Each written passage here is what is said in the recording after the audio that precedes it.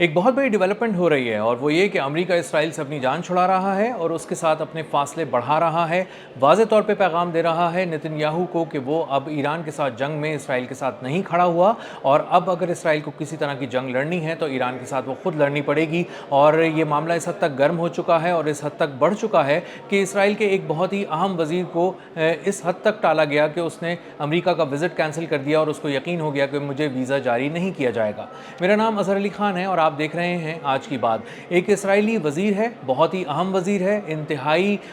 ظالم انسان ہے،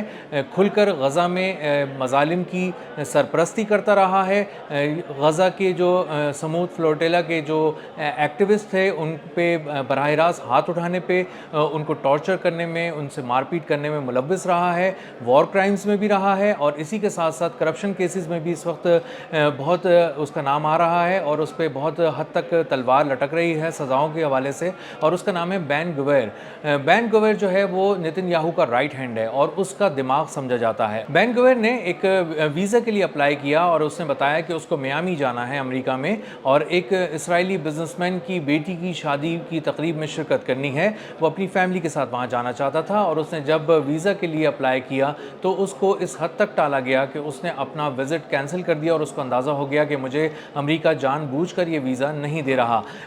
بین گویر کو بتایا گیا کہ پہلے اس کو کبھی ایسا نہیں کہا گیا تھا لیکن اب اس کو بتایا گیا کہ آپ کو یہاں آنا پڑے گا، یو ایس ایمبیسی میں آپ پیش ہوں، آئیں، اپنے فنگر پرنٹس دیں اور کچھ سوالوں کے بھی آپ کو جواب دینے پڑیں گے. اور اس کو اندازہ ہو گیا کہ جب میں وہاں جاؤں گا تو صرف معاملہ فنگر پرنٹس لینے تک نہیں ہے، وہاں پہ مجھ سے کچھ ایسے سوال ہوں گے جو میری کنوکشن سے متعلق ہوں گے، جو میرے کیسز سے متعلق ہوں گے، کرپشن کیسز کے حوالے سے بھی اور دیگر کیسز کے حوالے سے بھی مجھ سے پوچھ گچھ ہوگی. کچھ سوالات کیے جائیں گے، ایک سوال نامہ تھمایا جائے گا، اس کو مجھے لکھ کے دینا پڑے گا. اور اس کے بعد جب اس کو اندازہ ہوا کہ یہ تو معاملہ اس حد تک بڑھ چکا ہے کہ اب فاصلے امریکہ کے ساتھ اس حد تک اسرائیل کے بڑھ چکے ہیں کہ اب مجھ جیسے ایک انتہائی اہم وزیر جو تقریباً نتن یاہو ہی سمجھا جاتا ہے، اس سے اگر اس طرح کے سوال کیے جا رہے ہیں اور اس کو ویزا دینے میں اتنا ڈیلے کیا جا رہا ہے تو اس کا سیدھا اور صاف مطلب یہ ہے کہ امریکہ یہ پیغام دے رہا ہے، ڈونلڈ ٹرمپ یہ پیغام دے رہے ہیں کہ وہ نتن یاہو کے ساتھ اپنا فاصلہ بڑھا چکے ہیں اور وہ اب سفارتی طور پہ بھی ایک کنارہ کشی اختیار کر رہے ہیں سارے معاملے سے، اسرائیل کو سپورٹ کرنے کے حوالے سے بھی. اور اس کے خاص ترین جو لوگ ہیں نتن یاہو کے، ان کو بھی اب امریکہ کا ویزا نہیں ملے گا. بین گویر پہلی بار ویزا ریجیکشن کا سامنا نہیں کر رہا. اس سے پہلے بھی جب اس نے کچھ یورپی ممالک جانے کے لیے کوشش کی تھی تو کچھ یورپی ممالک نے ایسی ریسٹرکشنز لگا دی تھیں جس کی وجہ سے وہ یورپی ممالک کا وزٹ نہیں کر سکا تھا. اب جب کہ وہ اس کو امریکہ جانا تھا، میامی جانا تھا، تو اس نے بتایا کہ پہلے اس نے کوشش کی کہ یہ کسی طرح اس کو ویزا مل جائے اور اس کے لیے اس نے جو اسرائیلی بزنس مین جس کی بیٹی کی شادی میں اس کو شرکت کرنی تھی میامی میں، اس نے بتایا، اس نے اس بزنس مین سے کہا کہ میری پوری فیملی کو تم فنڈ کرو اور ہمیں اپنے خرچے پر وہاں پر بلاؤ. اور جب یہ بات بہت زیادہ اسرائیل میں زبان زد عام ہو گئی، پھیلنے لگی اور اس پہ بہت زیادہ تنقید کا اس کو سامنا کرنا پڑا، تو اس نے کہا کہ اچھا ٹھیک ہے، میں کسی فنڈ کو لے کے اور کسی کے پیسوں سے وہاں نہیں جا رہا، میں اپنے ذاتی خرچے پہ وہاں جاؤں گا. لیکن اس معاملے سے جب بین گویر باہر نکلا تو اس کو ایک اور مسئلے کا سامنا کرنا پڑا کہ اس کو امریکہ کی ایمبیسی نے ویزا اس حد تک اس کا ڈیلے کرنا شروع کر دیا کہ اس کو وہاں کا ویزا نہیں ملا، اس کو اپنا امریکہ کا ٹرپ کینسل کرنا پڑا. یہ ایک واضح پیغام ہے ڈونلڈ ٹرمپ کی طرف سے، یہ واضح پیغام ہے واشنگٹن کی طرف سے کہ اس کے تل اویو کے ساتھ جو فاصلے ہیں وہ بڑھتے جا رہے ہیں. بہت سارے معاملات ایسے ہیں جن پہ اب ڈونلڈ ٹرمپ کچھ اس طرح کا سٹانس دینے کی کوشش کر رہے ہیں جس میں اسرائیل تنہا نظر آتا ہے. اور اب وہ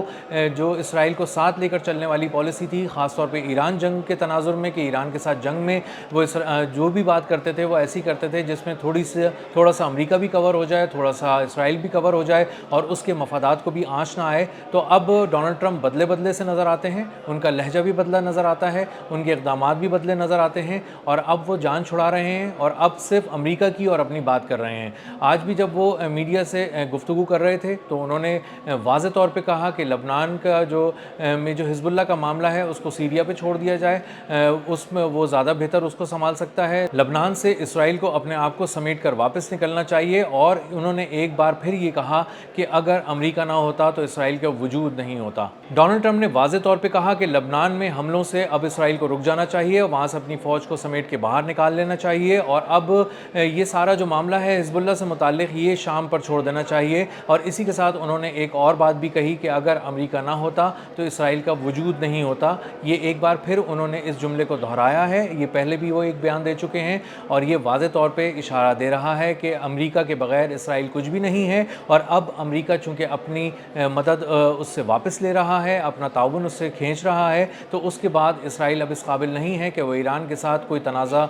کسی تنازع میں جا سکے، اور ایسے خاص طور پہ تنازع میں اور ایسی جنگ میں جا سکے جو کئی مہینوں تک چلے، کیونکہ اب جو اینالسٹ ہیں، دفاعی تجزیہ کار ہیں، وہ کھل کر یہ بات کہہ رہے ہیں کہ اب اسرائیل میں اتنا دم خم نہیں ہے کہ وہ امریکہ کے بغیر ایران کے سامنے 12 دن بھی ٹک سکے۔ اور اسی طرح کا ایک اور پیغام جو صرف پیغام نہیں ہے بلکہ عملی اقدام کر کے دکھایا ڈونلڈ ٹرمپ نے، وہ یہ کہ KC-135 ریفیولنگ ٹینکرز جو تل ابیب میں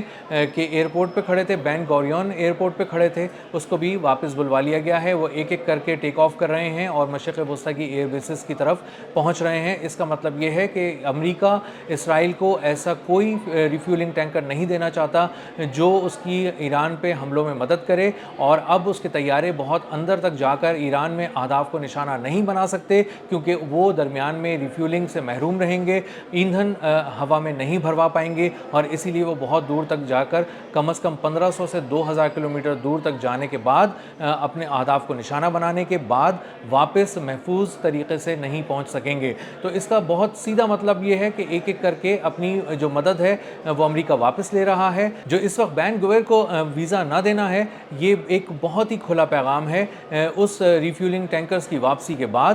جس سے پتہ چل رہا ہے کہ واشنگٹن تل ابیب کے ساتھ اپنے فاصلے بڑھا رہا ہے، جان چھڑا رہا ہے، اور اس وقت ڈونلڈ ٹرمپ کی پوری نظر امن معاہدے پر ہے کہ کسی طرح ایران کے ساتھ ایک ایسا امن معاہدہ ہو جائے جو پائیدار بھی ہو، دیرپا بھی ہو، چل بھی جائے کافی عرصے تک، اور اس کے بعد آبنائے ہرمز کھل جائے، تجارت بحال ہو جائے، دنیا میں جو ایک مہنگائی کی لہر ہے وہ کم ہو جائے، سپلائیز دنیا میں جو رک گئی ہیں وہ بہتر ہو جائیں، اور آہستہ آہستہ وہ اپنے آپ کو اس جنگ سے سمیٹ کر نکل سکیں، اور جو اب تک نقصان ہو چکا ہے امریکہ کا